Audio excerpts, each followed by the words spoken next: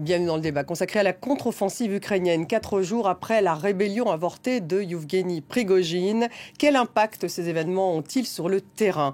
La nuit dernière, une frappe russe a détruit un restaurant de Kramatorsk dans le Donbass, l'une des villes de la région à être encore sous contrôle ukrainien. La frappe a fait au moins 10 morts et 61 blessés. Selon la police ukrainienne, la Russie a tiré 2 roquettes sol-air. Le Kremlin s'est défendu aujourd'hui en affirmant ne frapper que des cibles militaires. Côté ukrainien, la contre-offensive continue avec la reprise de plusieurs villes dans le sud et du côté de Bakhmout. Joe Biden, quant à lui, a qualifié ce matin Vladimir Poutine de paria, je cite, qui perd clairement la guerre en Ukraine. Alors quel impact de la tentative de mutinerie avortée de Prigojine sur l'armée ukrainienne, mais aussi sur l'armée russe? Où en est-on sur le front? Quelle réponse du côté de l'OTAN alors que des pays comme la Pologne alertent sur le transfert des forces Wagner en Biélorussie? Voilà les questions que nous allons poser à nos invités. J'ai le plaisir d'avoir à mes côtés Denis Strelkov. Bonsoir. Vous êtes journaliste à la rédaction russe de RFI. Bienvenue à vous. En face de vous, le général Dominique Trinquant. Bonsoir. Ancien chef de la mission militaire française auprès de l'ONU. Bienvenue, général. Nous avons par Skype Olivier Weber. Bonsoir.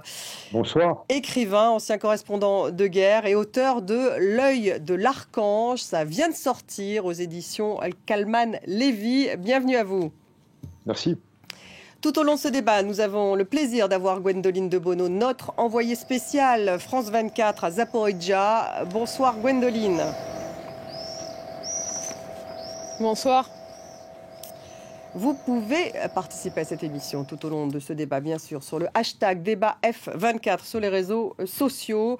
Cette frappe russe sur Kramatorsk, c'était hier soir, elle a détruit le restaurant Ria Pizza, un établissement du centre-ville, mais aussi des appartements, des commerces, des voitures, un bureau de poste, de nombreux dégâts. 3 mineurs figurent parmi les morts, un enfant d'ailleurs parmi les blessés, selon le service des situations d'urgence. Avant de débattre, je vous propose de faire un point en images. La vidéo amateur a été filmée quelques secondes seulement après la frappe. Et voici ce qu'il reste de ce populaire restaurant de pizza. Il est situé à Kramatorsk, seule grande ville de l'Est de l'Ukraine encore contrôlée par Kiev. Mardi, ici, la foule était compacte lorsque 2 missiles russes ont semé la terreur. Je ne me souviens de rien, j'ai juste vu un éclair. Il y avait beaucoup de monde. Oui. Vous devriez partir, il y aura un autre missile. Filmé par un drone à la nuit tombée, ces images permettent aussi de bien se rendre compte de la violence de la déflagration. Toute la nuit, les équipes de secours se sont affairées pour tenter de retrouver des survivants sous les gravats. Tous les services de l'État sont mobilisés. Les urgences, la police, l'équipe paramédicale, l'administration militaire. Nous avons aussi mis sur pied un centre de crise. Accusé par Kiev d'être responsable de cette frappe, Moscou nie en bloc. La Fédération de Russie ne frappe pas les infrastructures civiles. Les frappes sont effectuées sur des cibles qui sont, d'une manière ou d'une autre, liées à l'infrastructure militaire. À Kramatorsk, les recherches se poursuivaient encore ce mercredi, au milieu des tôles froissées par l'explosion. Catalina Gomez, l'envoyée spéciale de France 24 à Kramatorsk, était sur place. Elle était dans ce restaurant au moment de la frappe russe. Son témoignage. Este es el resultado de un ataque que acaba de suceder en la ciudad de Kramatorsk. Este es uno de los restaurantes más importantes de la ciudad, uno de los tantos. Si eran un poco después de las 7 de la tarde cuando un misil cayó exactamente, como pueden ver, en el restaurante estaba absolutamente lleno y lo que estamos viendo en este momento son escenas de terror. Hemos visto heridos salir, algunos muy graves. Aquí los que nos encontrábamos realmente, es decirlo, estamos de cierta manera vivos de milagro. Están corriendo las ambulancias y el lugar está absolutamente destruido. Así que este ha sido uno de los tantos ataques que han habido hoy alrededor de la ciudad, pero alejados y este misil cae en un lugar donde había civiles y en una ciudad que obviamente también hay muchísimos militares, está muy cerca del frente de batalla. C'est un miracle que certaines personnes aient survécu, vient de dire Catalina Gomez, qui travaille pour la chaîne de France 24 en espagnol. Gwendoline de Bono, vous connaissez cette ville, vous êtes à Zaporizhzhia, mais vous connaissez Kramatorsk. C'est une ville qui est toujours contrôlée par les Ukrainiens. Elle a souvent été frappée par les Russes, mais on peut dire que cette fois, la frappe est quand même particulièrement meurtrière.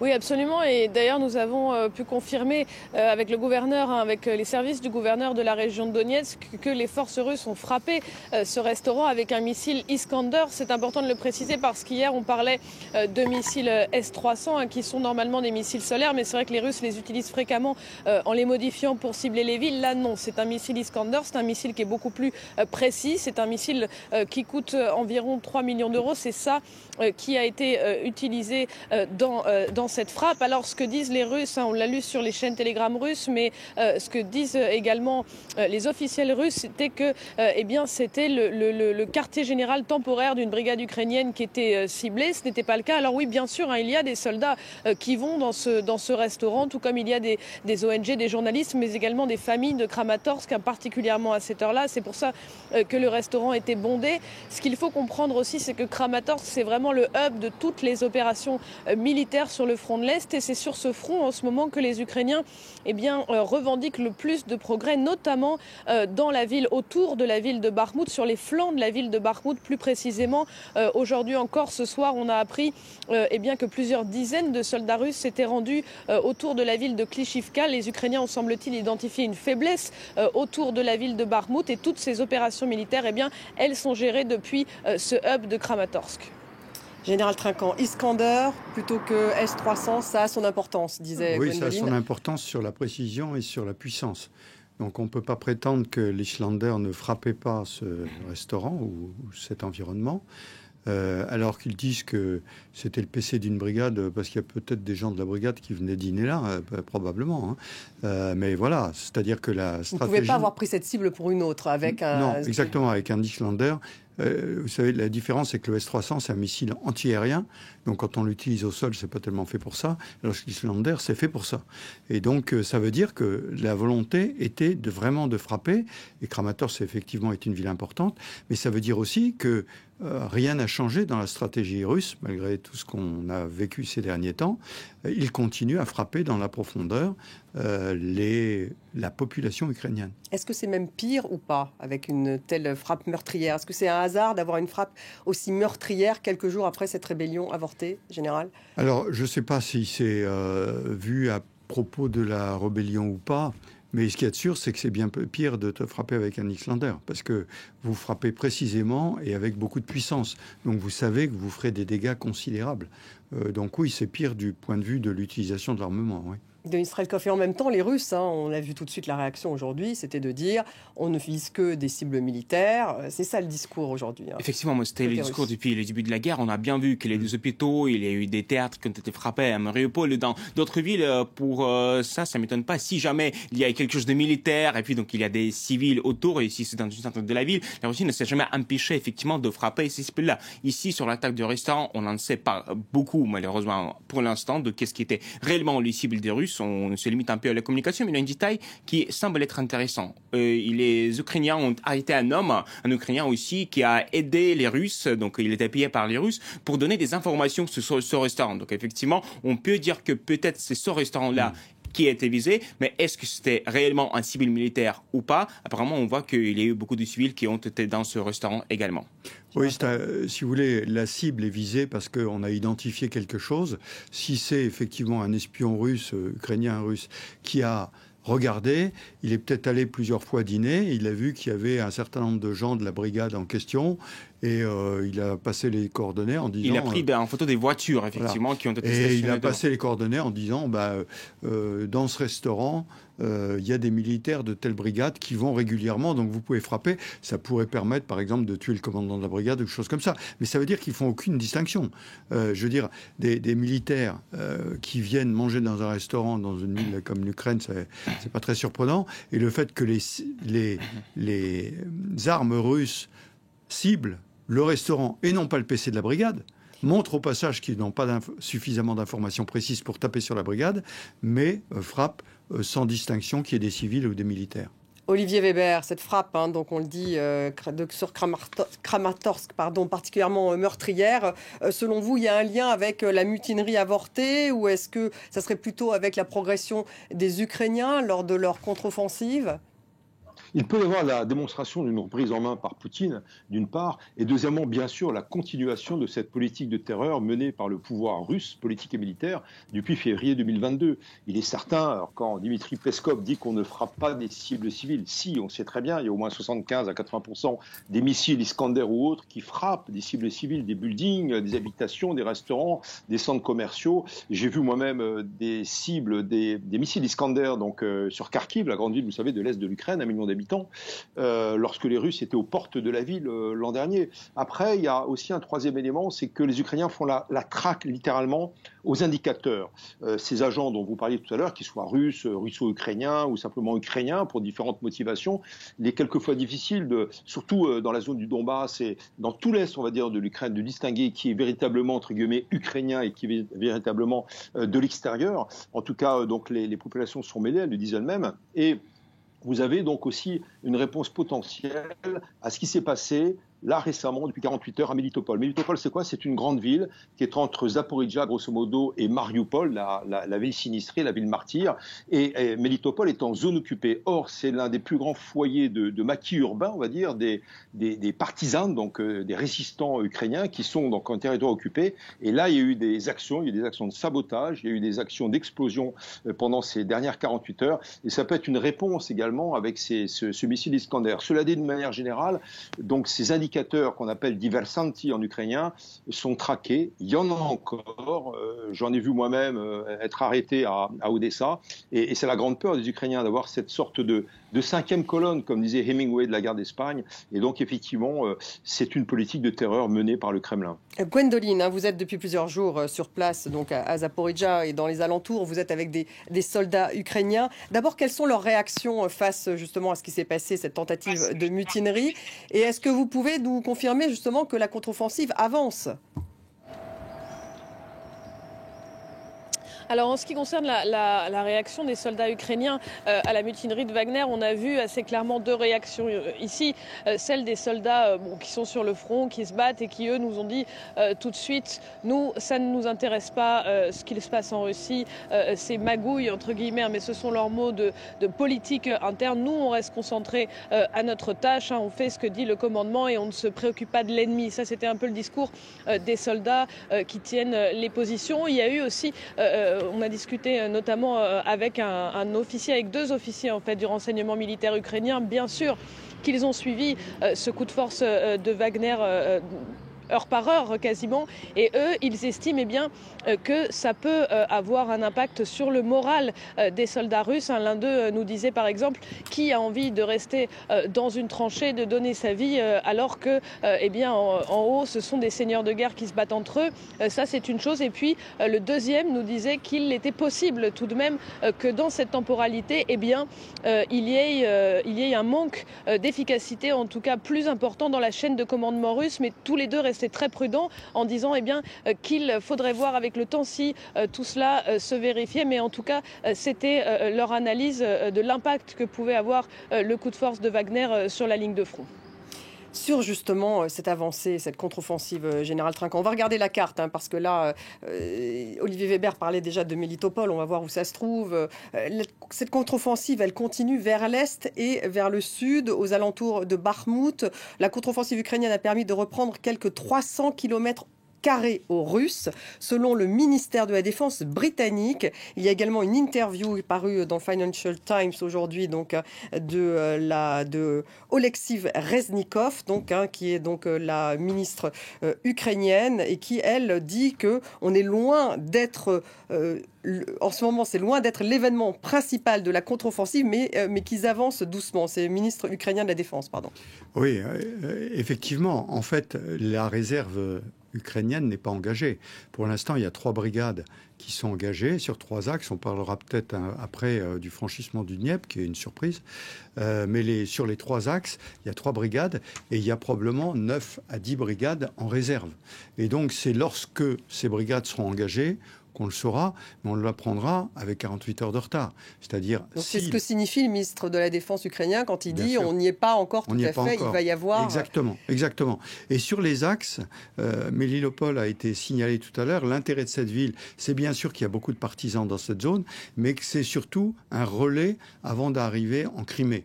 Donc c'est quelque chose de très, très intéressant. De l'autre côté, Bakhmout, moi je regarde ça depuis le début. Pourquoi ? Parce que Bakhmout, c'est la seule zone qui n'a pas été installée défensivement. Il faut se souvenir que les Russes avançaient, singulièrement Wagner, jusqu'au bout. Donc, ils n'ont pas installé de système défensif. Et en plus, Wagner est parti. Donc, des troupes nouvelles russes sont arrivées sur un terrain qu'ils connaissent mal. Et je verrais assez bien les Ukrainiens profiter de cette situation pour essayer de percer à ce moment-là. D'ailleurs, ça sera intéressant de voir la réaction de Wagner à ce moment-là, qui pourra dire, vous comprenez, c'est parce qu'on est parti que tout ça s'écroule. Donc ça pour instrumentaliser, voilà. Effectivement. Gwendoline, on vous a retrouvé une réaction peut-être sur justement cette contre-offensive ukrainienne, puisque vous êtes avec les combattants. Ça avance donc doucement vers Bakhmout, aux alentours de Bakhmout. Oui, alors en tout cas, ce qu'on peut dire et ce que disent les officiers ukrainiens, c'est que pour l'instant, on est toujours dans la première phase de cette contre-offensive qui consiste à venir tester un petit peu les défenses russes, à voir où se situent les failles dans le dispositif de défense. Donc il y a effectivement des progrès, mais qui font pour l'instant partie de cette phase. Par exemple, un village qui a été repris dans le sud de la région de Donetsk, là sur l'axe de progression vers la grande ville de Mariupol. Et puis, c'est intéressant également de regarder ce qui se passe dans la région de Kherson, où on a vu ces derniers jours 2 petites unités ukrainiennes qui ont été capables de franchir le Dniepr pour aller opérer par petits groupes sur la rive occupée. Alors c'est difficile d'appeler ça encore aujourd'hui une tête de pont, mais en tout cas on voit ces petites unités ukrainiennes qui parviennent pour l'instant à franchir et à tenir tête aux forces russes. Donc on voit bien que les Ukrainiens agissent sur toute la ligne de front, sur ces un peu plus de 1000 kilomètres de lignes de front pour aller tester les défenses russes un peu partout. Et puis ensuite sera décidé, c'était un peu le sens des mots du ministre de la Défense ukrainien aujourd'hui, sera décidé un assaut sans doute plus grand avec des brigades mécanisées où plus de forces seront employées. Il ne faut pas oublier que sur les 12 brigades qui ont été entraînées notamment par les partenaires occidentaux pour cette contre-offensive, il y en a 9 qui sont toujours en attente, qui ne sont pas déployées. Et donc pour l'instant on est dans cette première phase de la contre-offensive. Et quand on verra plus de forces engagées avec plus de moyens peut-être sur une ou plusieurs directions, ça c'est le plan, on verra, et bien là on entrera dans une autre phase de cette contre-offensive. Olivier Weber, vous pouvez rebondir donc sur la contre-offensive et peut-être sur l'impact sur le moral des troupes, donc à la fois les Ukrainiens et les Russes, de ce qui s'est passé pendant ce week-end. Oui, alors c'est paradoxal, mais évidemment, toutes ces frappes qui visent à terroriser la population renforcent un peu plus, évidemment, les déterminations des militaires ukrainiens dans toutes les composantes de l'armée, des forces militaires ukrainiennes, que ce soit bien sûr l'armée régulière, la défense territoriale, les supplétifs, les volontaires, etc. Parce qu'évidemment, il y a cette osmose entre la ligne de front, donc les militaires, puis deuxièmement, l'arrière. Et là, on est vraiment à proximité, évidemment, à Kramatorsk. On me signale également des amis ukrainiens dans la ville de Kharkiv que la ville elle-même a été bombardée avec des victimes civiles aujourd'hui. Est-ce que c'était ciblé? Est-ce que c'était également le fait de diversantistes? En fait, sous l'information d'indicateurs sur place, tout est possible. Alors après, évidemment, on n'a pas le ressenti des troupes russes, mais on peut imaginer que ce qui s'est passé samedi 24 juin, avec ce coup d'État avorté, ce putsch pratiquement d'opérette, laissera quand même des traces. Pourquoi? Parce qu'ils peuvent se dire, à juste cause, mais derrière nous, Wagner, finalement, est victime de de félonie, de trahison. Au lieu d'aller se battre, ils essaient d'aller à Moscou. Deuxièmement, quand Wagner est monté de Rostov-sur-le-Don à Voronezh et ensuite vers le nord, vers Moscou, Wagner et ses quelques centaines de véhicules, on a même parlé d'un millier de véhicules avec les véhicules normaux, enfin les 4x4, eh bien on est sur la M4. Et la M4, c'est une route qui fait sud-nord et qui coupe grosso modo toutes les routes de ravitaillement logistique de l'armée russe, donc vers la ligne de front du Donbass. Et donc là, effectivement, si on est soldat russe ou officier intermédiaire et peut-être même supérieur, on est comment dirais-je, en juste mesure de se dire, de s'interroger sur les capacités logistiques de l'armée russe. Donc il doit y avoir quand même des sentiments, peut-être pas de panique, mais en tout cas d'inquiétude de la part des Russes. Et puis pour finir, pour avoir passé pas mal de temps avec les Ukrainiens et les combattants ukrainiens sur différentes lignes de front, je peux vous dire que, évidemment, un combattant qui est motivé vaut bien sûr 3 ou 4 combattants de l'autre côté. Ce sont les fameuses forces morales dont parlait le stratège prussien Clausewitz, et je peux vous dire que le moral, malgré la lassitude de la guerre qui dure depuis 16 mois, est toujours très élevé du côté des Ukrainiens. Je vous fais réagir, Général Trinquant, mais avant un mot justement sur ce coup d'État, enfin ce coup de force avorté de Prigojine. Denis Strelkov, le New York Times ce matin affirme que le général Surovikin, enfin, les sources sont anonymes, donc on ne connaît pas les sources, mais ils écrivent qu'un général, le général Surovikin en l'occurrence, qui est donc le chef d'état-major adjoint, aurait soutenu justement Prigojine avant de se rétracter, parce qu'il y a eu cette vidéo donc, dans laquelle donc, justement il demande un retour au calme, qu'il aurait soutenu donc, cette tentative de Prigojine et qu'il ne serait pas le seul, qu'il y aurait d'autres personnalités de l'armée importantes. Donc là, on serait effectivement dans une thèse de coup d'État avorté.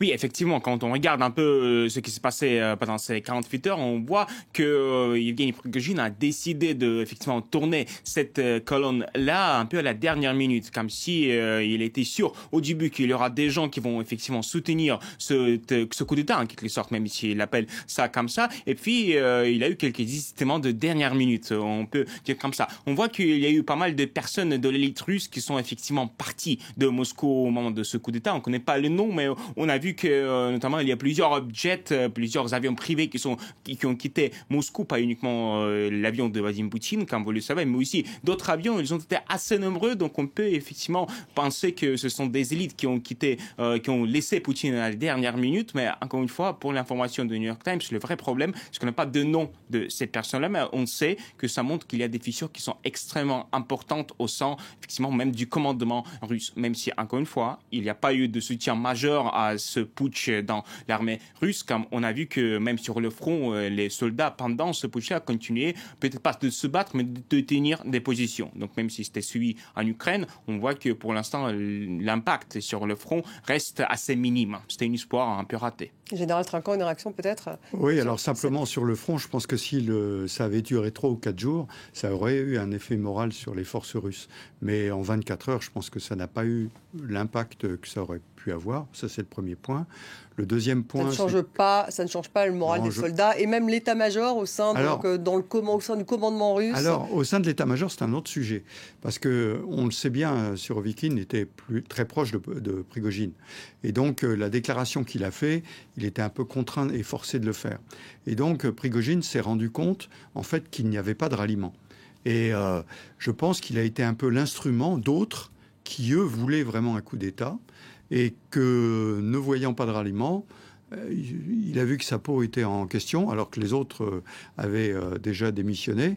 Donc, mais le problème, c'est que Poutine va régler ses comptes maintenant. Et donc, il va régler ses comptes et il va falloir voir quel effet ça a dans les états-majors. C'est-à-dire que quels sont ceux qui étaient prêts à suivre Prigojine, qui ne l'ont pas fait ou qui ont été arrêtés au dernier moment, et des têtes vont tomber. Et là, dans les états-majors, ça peut avoir un effet. Parce que vous comprenez bien que pour les soldats, de s'apercevoir que Pierre, Paul ou Jacques, d'un seul coup, disparaissent, ça montre qu'il y a un déséquilibre qui existe dans l'appareil sécuritaire russe. Et si les soldats de Wagner rejoignent l'armée russe, parce que c'est ce que souhaite Vladimir Poutine, il leur a dit, soit vous allez en Biélorussie, soit vous rejoignez l'armée, beaucoup moins payée. Donc est-ce que d'abord, ils peuvent le faire et est-ce que ça entraînerait des changements au sein de l'armée russe elle-même? Non, alors ils peuvent le faire, souvent ce sont des soldats chevronnés, d'anciens soldats d'ailleurs souvent qui rejoignent comme ça. Il y a aussi des repris de justice, il y a toutes sortes de personnalités. Oui, mais les repris de justice, il y en a quasiment 30 000 qui ont été tués à Bakhmout. Hein. Donc ceux qui s'en sont tirés, c'est plutôt les vieux choufs qui connaissent bien et qui ont su gérer leur survie, j'allais dire. Ceux-là, ils peuvent rejoindre. Mais je pense que de façon intelligente, enfin j'espère du moins pour l'armée russe, ils vont être sommés dans les différentes unités. Et donc ils ont un effet minime sur les changements au sein de l'armée russe. En revanche, en Biélorussie, ça peut être intéressant. Parce que en Biélorussie, le président Loukachenko a bien dit à son armée, mais regardez, vous avez des professionnels, ils vont vous apprendre comment faire. Ça doit être un peu vexant d'ailleurs pour les soldats biélorusses. Mais surtout, ça permet à Wagner, d'une certaine façon, d'être la garde prétorienne de Loukachenko, s'il est payé, comme ils le font en Afrique, comme au Mali, où en fait les Wagner au Mali ne combattent pas les djihadistes. Ils servent de garde prétorienne aux putschistes, et de même qu'en République centrafricaine, ils servent de garde prétorienne pour le président. Alors c'est bien ce que craint le président polonais, qui s'est une nouvelle fois aujourd'hui exprimé à ce sujet, sur ce transfert des forces de Wagner vers la Biélorussie. Nous ne pouvons pas exclure que la présence du groupe Wagner en Biélorussie puisse être un danger potentiel pour la Pologne, qui a une frontière avec la Biélorussie, pour la Lituanie avec la plus longue frontière avec la Biélorussie parmi nos pays, et potentiellement la Lettonie qui est également voisine de la Biélorussie. Gwendoline, on sait que ça inquiète les Ukrainiens, hein, ce transfert possible des forces Wagner en Biélorussie. Ça inquiète les Polonais. Il en est question d'ailleurs aujourd'hui, en ce moment, dans ce dialogue entre Jens Stoltenberg et Emmanuel Macron. Mais enfin, du côté ukrainien, ça inquiète.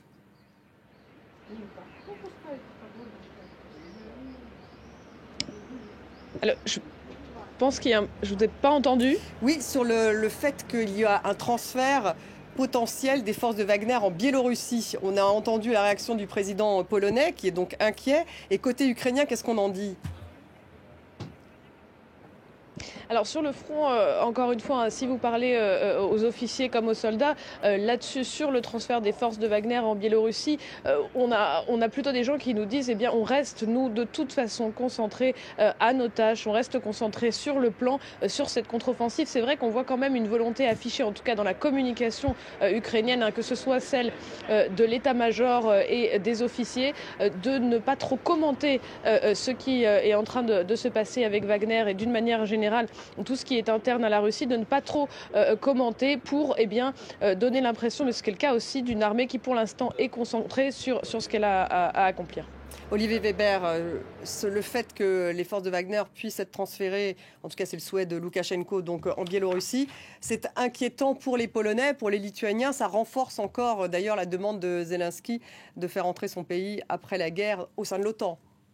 Oui, bien sûr, parce que c'est presque un double front. La Biélorussie est un petit pays de 10 millions d'habitants, avec à peu près 40 000 hommes dans l'armée régulière, plus les supplétifs et ceux qui sont potentiellement réquisitionnables. Mais je vois mal quand même une instrumentalisation par Loukachenko à des fins extérieures, on va dire, de cette armée privée qu'est Wagner. Il est plutôt question d'une réintégration, d'une part en Russie, des éléments qui ne seront pas accusés de félonie. Quand Poutine a parlé de traître au singulier en russe, il a, sans le citer nommément, évidemment visé Prigojine. Mais on peut penser que quand on est officier supérieur ou intermédiaire de Wagner, et peut-être même dans l'armée régulière, on peut être visé également par cette accusation de trahison et de félonie. Et donc, Poutine essaie de mettre la barre assez haut. Loukachenko, lui, qu'est-ce qu'il fait ? Il va peut-être vouloir se servir aussi, dans une phase de transition, des Wagner, en fait, comme police anti-émeute, puisqu'on sait très bien que son pouvoir est très fragilisé. Il ne doit sa survie politique que, évidemment, à l'aide de Poutine, dont il est le vassal, finalement. Poutine est son mentor. Et maintenant, c'est lui, Loukachenko, qui se met en scène pour dire, finalement, c'est moi qui ai sauvé le Tavarich Vladimir, le camarade de Poutine. Mais après, je pense qu'il y a un troisième élément, c'est comment la Russie voit l'avenir de Wagner sur l'Afrique. Et ça, c'est important parce que dans cette phase de transition, de démantèlement, de réintégration, peut-être même de punition, il y aura quand même l'avenir de Wagner en Afrique. C'est important parce qu'il y a une expertise, il y a une compétence. On parle de 5000 hommes de Wagner sur le territoire africain. Ça va du contrôle de certaines mines d'or au Soudan, aux bois rares et bois précieux, donc en RCA, en Centrafrique. Bien sûr, la protection des personnalités et des pouvoirs jusqu'au Mali. Et en tout cas, il y a évidemment toujours un correspondant du GRU, les services de renseignement militaire russes, derrière chacune de ces opérations en Afrique de Wagner, mais il n'empêche, la transition ne va pas se faire en quelques jours. Donc les craintes de Douda et des Pays-Bas sont peut-être un petit peu suramplifiées, mais elles sont de bonne aloi pour essayer justement de dire aux pays occidentaux continuez à nous aider et à fournir bien sûr des armements aux Ukrainiens. Mais je vois mal quand même Loukachenko transformer cette armée privée en prolongement de son armée régulière. Denis Strelkov. Je pense que je vais un peu rejoindre ce qui était dit par Olivier Weber. Effectivement, on voit que les questions de l'avenir de Wagner en Biélorussie n'est pas encore tranchée. Oui, effectivement, Alexandre Loukachenko a dit que les soldats ils sont un peu bienvenus en Biélorussie, mais puis il a dit que oui, vous pouvez bien sûr construire vos propres camps, mais pas trop. Donc effectivement, quand on a eu cette communication, c'était une parole qui a duré à peu près 1 heure, où effectivement on se contredisait un tout petit peu. Donc ça nous montre qu'effectivement les questions de l'avenir de Wagner en Biélorussie n'est pas encore tranchée. Et encore, il faut bien comprendre que si jamais Yevgeny Alexandre Loukachenko les emploie pour son sécurité, c'est un peu une armée à haut risque quand même. On a bien vu que même une armée à haut risque. Oh, oui, effectivement, on a vu que même Poutine a eu un peu du mal à gérer cette armée-là sur le territoire russe. Comment est-ce qu'il peut être sûr qu'Alexandre Loukachenko va les encadrer beaucoup mieux, même si son armée personnelle, une armée de Biélorussie est encore moins nombreux que l'armée russe. Donc ils se targuent de les utiliser, mais c'est pas si simple. Oui, non, ce sont des mercenaires, il faut le rappeler. Donc ils travaillent pour l'argent. Qui le paye aura la protection. Donc est-ce que Loukachenko sera capable de les intégrer, de les payer suffisamment pour qu'il assure sa protection? C'est ça la question. Je ne crois pas effectivement Wagner utilisé par ailleurs pour une action extérieure de la Biélorussie. En revanche, tout à fait d'accord sur Wagner en Afrique. C'est un vrai sujet. Mais c'est un sujet extrêmement utile pour M. Poutine. Donc je pense autant Wagner en Ukraine, c'est la fin de l'histoire, autant Wagner en Afrique... C'est la fin de l'histoire, vous dites. Oui, Wagner, il n'y a plus de Wagner en Ukraine. Ils peuvent rejoindre l'armée russe, donc il n'y a plus de Wagner. En revanche, en Afrique, oui, parce qu'en Afrique, c'est des opérations de déstabilisation puis de garde prétorienne et monétaire, puisqu'ils prennent des mines. Hein. Et ça intéresse l'armée russe, parce que autant l'armée russe peut les soutenir logistiquement, mais elle ne peut pas faire ce qu'ils sont en train de faire. Donc je pense que sous ce nom-là, ou sous un autre nom, il y aura une manœuvre pour maintenir Wagner dans ses actions en Afrique. Gwendoline, puisque vous êtes à Zaporijia, un mot tout de même sur cette centrale, parce qu'on a vu également que ces événements, que cette rébellion avortée de Prigojine a entraîné un certain nombre d'inquiétudes, en particulier autour du sort de cette centrale nucléaire de Zaporijia, qui est donc contrôlée par les Russes, et on entend des craintes justement sur ce contrôle en particulier, qui serait lié justement à ces fissures au sein du pouvoir russe qui ont été révélées un petit peu ce week-end. Est-ce que c'est le cas? Oui, ces inquiétudes, disons qu'elles ont... Alors, ce qui est le cas, c'est que le chef du renseignement militaire ukrainien, qui s'appelle Kirilo Boudanov, a été assez alarmiste là, il y a quelques jours. Lui a dit que les Russes avaient miné le réservoir de refroidissement de cette centrale de Zaporijia, mais qui se situe sur la ville d'Energodar, donc en zone occupée, et qu'un plan avait été approuvé pour faire exploser la centrale si jamais le front sud devait s'effondrer côté russe. Voilà ce qu'a dit Kirilo Boudanov. Alors les États-Unis aujourd'hui on dit qu'eux n'avaient pas de signe de menace imminente sur la centrale, mais c'est vrai que pour les Ukrainiens, particulièrement ici, particulièrement à Zaporijia, parce qu'il y a beaucoup de gens ici qui se sont réfugiés de la ville d'Energodar, qui sont des employés de la centrale, nous les avons rencontrés, qui sont toujours en contact avec leurs proches. Ce que l'on peut dire quand on parle au maire d'Energodar, qui lui aussi est à Zaporijia, lui, ce qu'il peut dire factuellement, c'est qu'il y a une pression qui est de plus en plus forte. En tout cas, c'est le sens des appels qu'il reçoit de la zone occuper sur les employés ukrainiens de la centrale d'Energodar. Ce qu'il sait, et là encore ce sont des faits, c'est que des soldats russes vivent dans la centrale, ils y dorment, ils y ont une base, ils y ont des munitions. Voilà. Mais c'est vrai que ce sont en fait les mots du chef du renseignement militaire ukrainien qui ont relancé les inquiétudes autour de cette centrale de Zaporijjia qui est la plus grande d'Europe. Olivier Weber, vous pouvez rebondir justement sur cette centrale.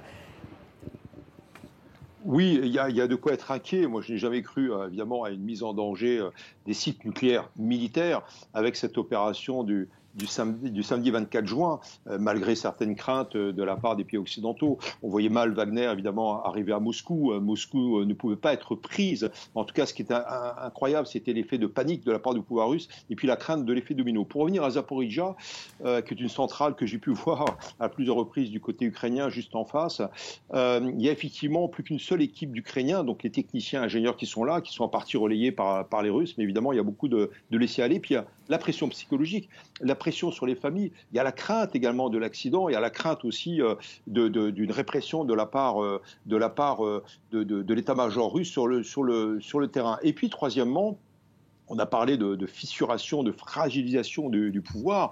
Il est peut-être possible que dans un avenir plus ou moins proche, la centrale Zaporijjia ne soit plus, comment dirais-je, un cas d'intérêt majeur pour la Russie, malgré la pression et les demandes de l'AIEA, l'Agence internationale de l'énergie atomique, et les visites de son directeur, M. Rossi.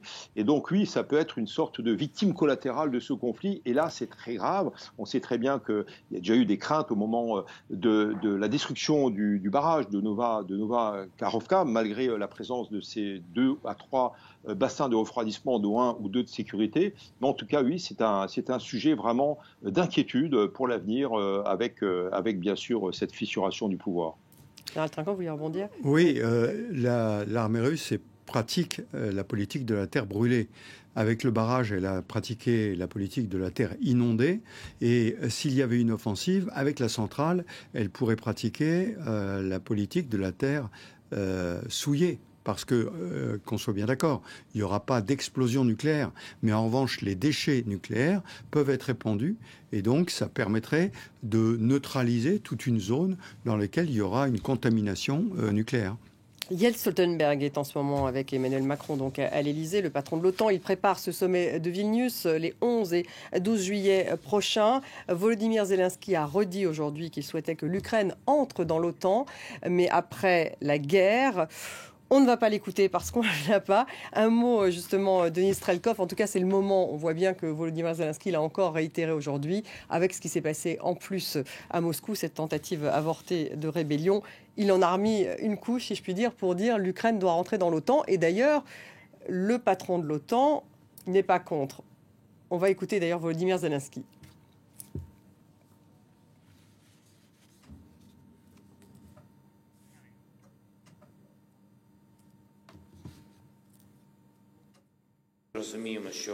Nous comprenons que tant que la guerre est en cours, nous ne pouvons pas devenir un membre de l'OTAN. Cependant, nous devons être sûrs qu'après la guerre, nous le deviendrons. C'est le signal que nous voulons obtenir, qu'après la guerre, l'Ukraine deviendra membre de l'OTAN.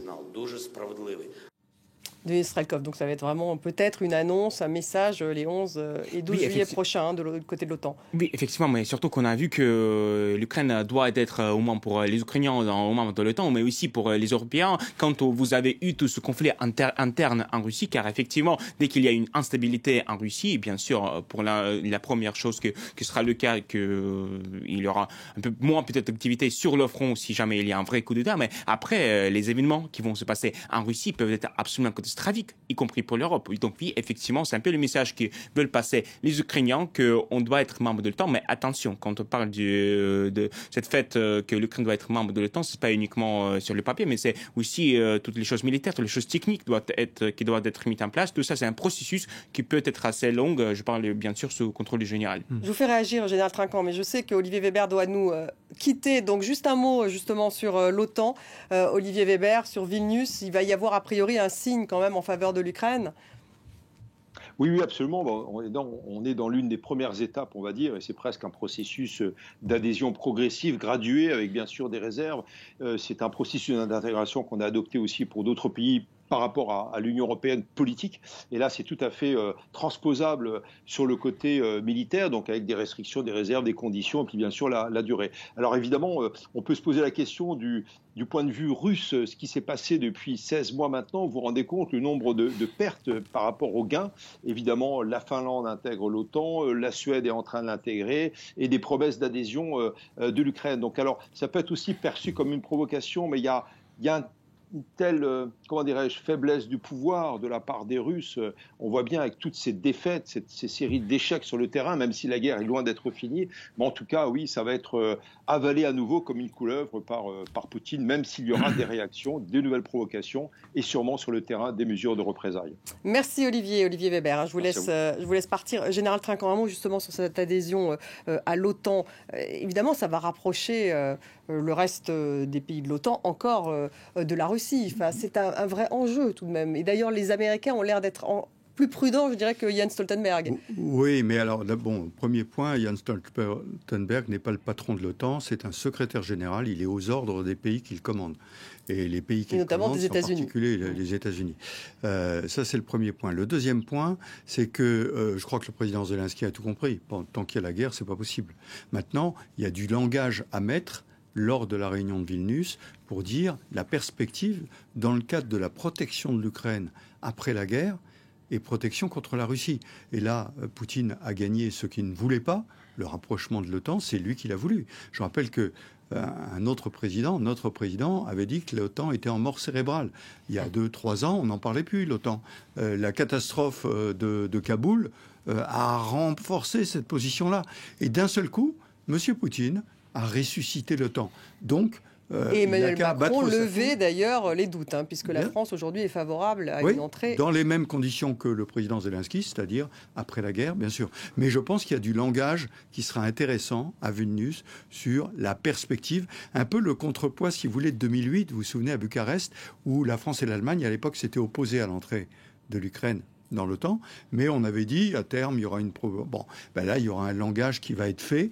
Alors, méfions-nous de la Turquie, qui est déjà l'empêcheur de tourner en rond pour la Suède. Méfions-nous. Il y a une réunion la semaine prochaine, me semble-t-il, justement sur la Suède avec la Turquie. Ouais. Gwendoline, que dit-on justement au front? On voit que Volodymyr Zelensky aujourd'hui a réitéré cette demande donc d'entrer dans l'OTAN et puis également plus d'armes, encore plus d'armes. C'est ça un peu ce que vous entendez?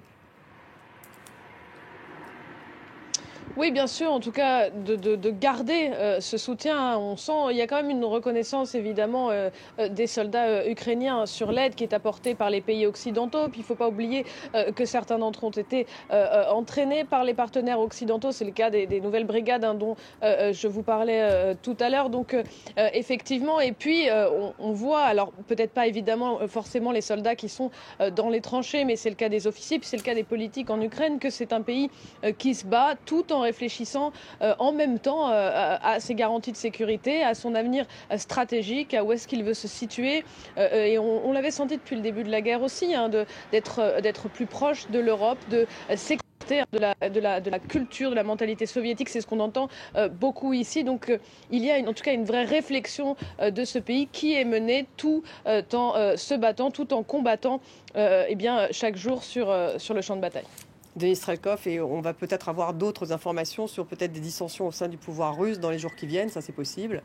Oui, bien évidemment, mais on est plutôt entré ici dans l'après-crise qui sera assez longue. On a bien évidemment entendu qu'il y aura des réactions qui seront assez vite, mais on a vu que de la part de Poutine, il y a eu un peu cette volonté de geler les situations. Donc les premiers jours, il n'y a pas eu du tout de réaction, et puis au bout d'un moment, on a vu qu'il y a un peu cette volonté de reprendre le contrôle des situations, de montrer que le président, il est toujours là, mais par contre, la première annonce qui a été faite, même si c'était annoncé par Dmitry Peskov comme une annonce qui va changer un peu l'histoire de la Russie, le cours de la guerre et le cours de tous les événements, on a vu que c'était une annonce qui était assez modérée. Et c'est ça qui va jouer très prochainement. Donc on va voir qu'il y a un peu, ils vont un peu essayer de garder le statu quo de la situation. Donc on va voir qu'il y aura peut-être des annonces, notamment sur le ministre de Shoigu. Ce qui est intéressant, que Shoigu, pendant leur rencontre, lui, il n'était pas vêtu en militaire. Il était vêtu juste en cravate et costume noir. Donc est-ce qu'il est déchu ou pas? C'est une vraie question qu'on va se poser. Général Trinquant, on va regarder ça ces prochains jours. L'avenir de Shoigu, l'avenir de Gerasimov. Je pense que là, il y a une reprise en main du président Poutine médiatique. 4 interventions en 24 heures, ça s'est jamais vu. avec beaucoup de décorum, etc. Donc, mais maintenant, la vengeance est un plat qui se mange froid. Et donc maintenant, les services doivent identifier les fidèles et ceux qu'il faut éliminer. Ce qui est intéressant, c'est que la seule chose qui compte pour Poutine, c'est d'être fidèle. Même si on est un mauvais soldat, c'est pas grave, il faut être fidèle. Et donc ça, c'est un avantage pour les Ukrainiens, parce que ça veut dire qu'on va regrouper autour du président ceux qui sont fidèles, mais un certain nombre de ces fidèles sont de très mauvais soldats, et ça, il faut que les Ukrainiens en profitent. Merci, Général Dominique Trinquant. Merci, Denis Strelkov. Merci, Gwendoline de Bono, notre envoyée spéciale à Zaporijjia.